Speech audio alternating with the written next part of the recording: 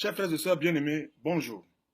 C'est encore votre serviteur, Bertrand Tchapoua, le trésorier général de la SAGIC, qui vient encore au-devant de vous ce matin, partager sa réflexion et sa vision avec vous.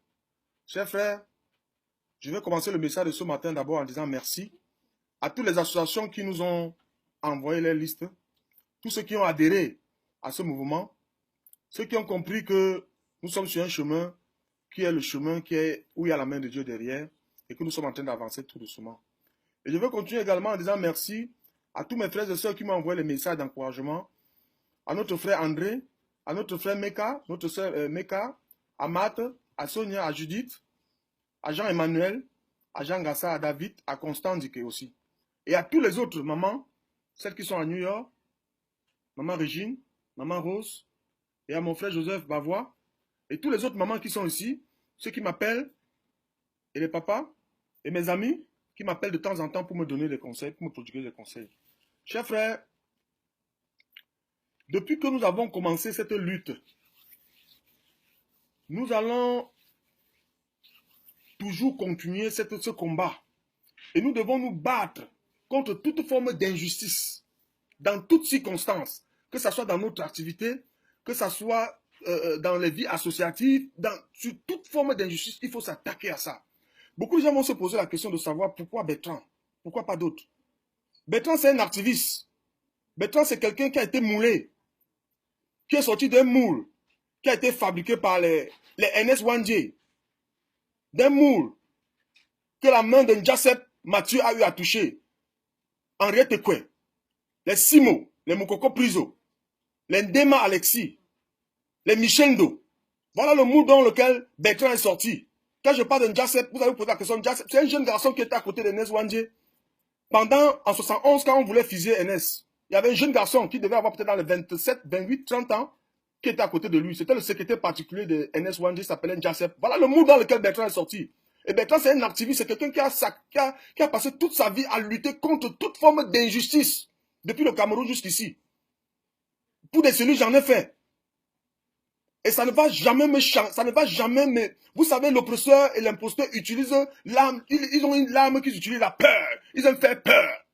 Ils aiment utiliser des méthodes pour intimider. Mais quand les activistes, quand quelqu'un se met dans un combat pour revendiquer une forme d'injustice, quelle qu'en soit la forme, il ne doit plus avoir peur de sa vie. Il n'a plus peur de rien. Ça, c'est ce que les Wandje, c'est ce que les Njasep nous ont appris. Les Ngania Flaubert, ils nous ont appris cela. Et aujourd'hui, c'est cette gangan qui mine notre pays, qui mine notre société. Et c'est pour ça que votre serviteur se lèvera tout pour combattre, pour attaquer, parce que c'est un système. Nous devons comprendre, nous les Camerounais, que quand nous sommes appelés à gérer un bien public, c'est différent de ton bien personnel. Le bien public, un bien collectif, est différent d'un bien de quelque chose qui t'appartient. C'est pas parce que moi, Bertrand, je me lève tous les jours, je viens devant vous parler de SAGIC, que demain je vais me lever pour vous dire que SAGIC c'est ma propriété. Ou que c'est moi qui ai initié SAGIC, ou c'est moi qui ai fondé SAGIC. C'est anormal. Nous devons nous combattre. Et ce n'est pas parce que je suis devant vous tous les jours, je suis votre trésorier, vous allez me donner l'argent de SAGIC, au lieu que je m'aille mettre dans le compte de SAGIC, je m'aille mettre dans le compte de ma femme pour pouvoir utiliser ça à mes fins. Nous devons dissocier et séparer ça. C'est l'état que nous devons nous attaquer et combattre ça sur toutes ses formes, où que nous soyons. C'est pour ça que votre serviteur viendra toujours vous parler. Je ne peux pas me lever aujourd'hui parce que vous me voyez tous les jours dans les réseaux sociaux pour dire que c'est moi le fondateur de la SAGIC. Ça, c'est absurde. Pourtant, vous savez tout le bureau qu'il y a là. Même si demain, je m'en vais sur le website parce que j'ai la possibilité d'avoir le monopole sur le website, je balaye toutes les photos des membres du bureau qui sont là, je laisse que ma photo. Vous saurez dire la vérité. Ceux qui pourront tomber dans ce piège, c'est ceux qui vont entrer nouvellement à la SAGIC, qui ne sauront pas l'historique. Mais pour nous autres qui sommes là, maintenant, là, nous connaissons l'historique, nous connaissons où est venue la SAGIC, pourquoi la SAGIC est née. Eh bien, nous ne pouvons pas dire que moi, je tiens encore à rappeler aux uns et aux autres de rentrer dans les archives. Vous allez voir l'historique de la mutualité, où c'est né. La mutualité est née le 2 septembre 1666, au XVIe siècle. Je rappelle, vous pouvez aller sur Google chercher. Je dis le 2 septembre 1666. Où? C'était à Londres, en Angleterre. Pourquoi? Parce qu'il y a eu un incendie meurtrier qui a ravagé environ 13 200 maisons à Londres. 13 200 maisons. Ça veut dire qu'il y avait 13 200 personnes sans abri. L'incendie avait ravagé, avait brûlé 80% des maisons à Londres. Il ne restait que les 20%. Et c'est alors là au 16e siècle, quand les gens étaient démunis, sans abri, ils se sont dit comment nous allons faire pour reconstruire. Parmi les 16 200 personnes, chacun avait un peu. Chacun pouvait avoir peut-être 500 $ dans sa poche. Avec ces 500 $, lui seul ne pouvait rien. Ils ont donc pensé que si chacun parmi les 13 200, chacun donne 500 $, vous multipliez, voir ce que ça donne, ça permet de caser une personne. Et ainsi de suite, ainsi de suite, ainsi de suite, ainsi de suite. Voilà où est née cette histoire. Quelqu'un ne peut pas se lever aujourd'hui au 21e siècle pour dire que c'est lui qui a inventé, que c'est son concept. Pour prêter mon œil. Chers frères et sœurs, nous devrons être objectifs, savoir ce que nous voulons. C'est pour cette raison que dans ma vidéo de ce matin, je dis encore répondre à la question de mon frère Onana, qui m'a écrit du Michigan, qui pose la question de savoir à qui appartient la SAGIC. Mon frère, la SAGIC n'appartient pas à une personne. Ça n'appartient pas à 2 personnes, ça n'appartient pas à 3 personnes. L'heureux qu'il pose la question parce qu'il s'inquiète que où nous sortons là, nous pouvons retomber là. Non, nous n'avons plus toutes les dispositions. Vous savez, dans la vie, quand le serpent te mord, quand tu vois mettre la mille pas, tu fuis.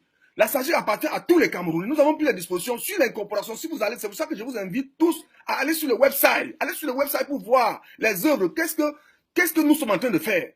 Vous tapez www.sagic.org. Vous allez voir. Et à partir de là, vous pouvez aller online voir l'incorporation. Il y a 6 noms sur l'incorporation. Il y a 6 personnes. En principe, quand on voulait incorporer, on voulait même que tous les membres du bureau mettent leur nom sur ça. Pour que ça ne soit pas la propriété d'une personne. Mais il y avait d'autres qui étaient empêchés. C'est pour cette raison qu'il n'y a eu que 6 noms sur ça. Ce qui veut dire que la SAGIC n'appartient pas à un individu. Ça appartient à tous les Camerounais. C'est pour cette raison que nous vous invitons à adhérer massivement. Et que moi qui vous parle en tant que trésorier général de cette organisation, notre mandat, c'est un mandat de transition qui va finir en septembre. Et nous vous invitons tous à adhérer pour qu'ensemble nous fédérons notre énergie pour pouvoir propulser cette structure, qu'elle devienne une structure qui va aller de génération en génération. Que ça ne soit plus une histoire que on va dire que c'était monté, c'était descendu. Non. Ce que je fais, vous pouvez le faire mieux que moi. Chers frères et sœurs, mon frère Onana, je pense que j'ai répondu à ta question. Ça n'appartient pas à une personne, ça n'appartient à pas. Il y a 6 noms sur l'incorporation. Et les 6 noms qui sont sur l'incorporation, c'est 6 personnes qui sortent de 6 associations différentes. Vous pouvez comprendre. Et moi, Bertrand Tchapwa, qui vous parle, je suis le trésorier général de la SAGIC et je suis délégué de l'ALM. Ça veut dire que si demain, l'ALM m'enlève comme délégué, c'est une autre personne qui viendra, qui va me remplacer là-bas. Ce n'est plus moi. Ça veut dire qu'aujourd'hui, dans l'incorporation de la SAGIC, il y a 6 associations, il y a 6 personnes qui représentent 6 associations qui sont dans l'incorporation. Ce n'est pas une affaire qui appartient à un individu. Et sur les comptes bancaires, nous avons 3 noms. Et il faut 2 signatures pour que l'argent sorte. Nous avons pris toutes les dispositions nécessaires pour que nous ne retombons plus dans ce que nous sommes en train de sortir. Chers frères, tout ce que je pourrais vous dire, c'est de nous faire confiance, de nous joindre, de venir, d'aller sur le website, voir. Je répète encore le website www.sagic.org. Merci et bonne journée, que Dieu vous bénisse.